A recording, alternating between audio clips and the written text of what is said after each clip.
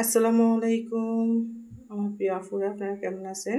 আশা করি আল্লাহর অশেষ রহমতে ভালো আছেন। আমি আলহামদুলিল্লাহ ভালো আছি।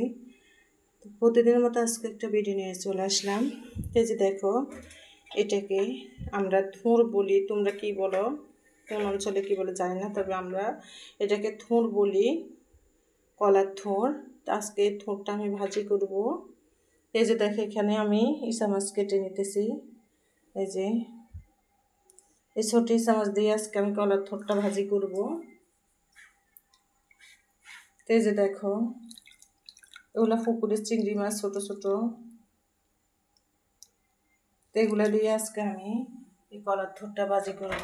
তা আমি কেটে নিই, তোমরা দেখতে থাকো। তো এই যে দেখো পুরা, আমি থোড়টা কুটে পরিষ্কার করে ধুয়ে নিয়েছি। নিয়ে এখন এই যে চুলায় দিয়ে দিলাম, মানে একটু সিদ্ধ করতে দিছি। আগে একটু সিদ্ধ করে নিব, তারপর আমি বাগার দেব। তো এখানে একটু হলুদ, সামান্য মরিচের গুঁড়া, তারপর লবণ, এবার একটু পেঁয়াজ রসুন কুচি একসাথে দিয়ে একটু ভালোভাবে আমি সিদ্ধ করে পানিটাকে টেনে নিব। তারপরে আমি এই চিংড়ি মাছ দিয়ে বাগার দেব। তো আমি এখন একটু ঢেকে দেব, ঢেকে দিলাম। এই যে দেখো পুরা পানিটা একদম শুকিয়ে গেছে। এখন আমি এগুলা কিছু একটা নিয়ে নেব।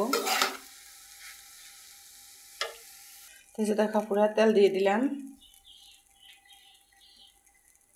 এখন আমি দিয়ে দিবে যে এখানে পেঁয়াজ কুচি করে রাখছি, রসুন কুচি করে রাখলাম, এগুলো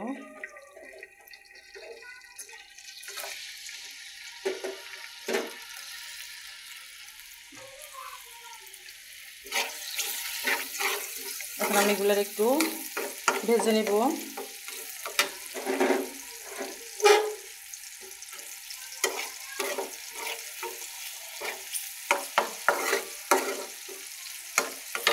এই যে দেখো পেঁয়াজগুলা ভাজা হচ্ছে। এখন আমি এই চিংড়িগুলা দিয়ে দেব, দিয়ে পেঁয়াজের সাথে একসাথে ভেজে নেব।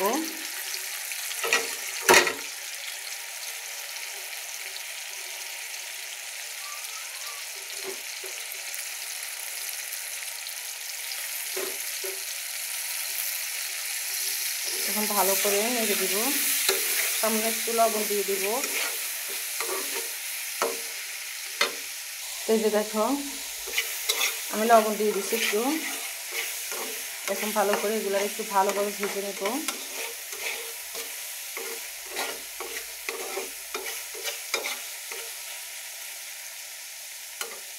এই যে দেখো একটু সামান্য হলুদের গুঁড়া দিয়ে দিচ্ছি, আর সাদা সাদা হয়ে থাকবে চিংড়ি মাছগুলো, খুবই সামান্য, কারণ আমি ওগুলোর সাথে অলরেডি হলুদ মরিচ দিচ্ছি। সেই জন্য অল্প একটু দিয়ে দিলাম কালারটা আসার জন্য। আমি একটু সামান্য ঢেকে দিব যাতে পরিপূর্ণ ভাজাটা হয়। তো দেখো পুরা ভাজা হয়ে গেছে চিংড়ি মাছগুলো ভালোভাবে। এখন আমি এই যে থোড়গুলো দিয়ে দেবো, সিদ্ধ করে রেখেছিলাম যে সেই থোড়গুলো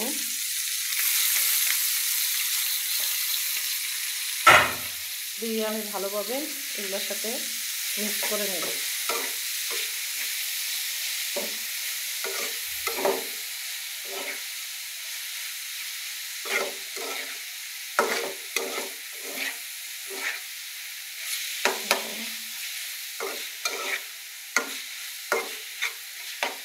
তো আমি একটু ঢেকে দেব।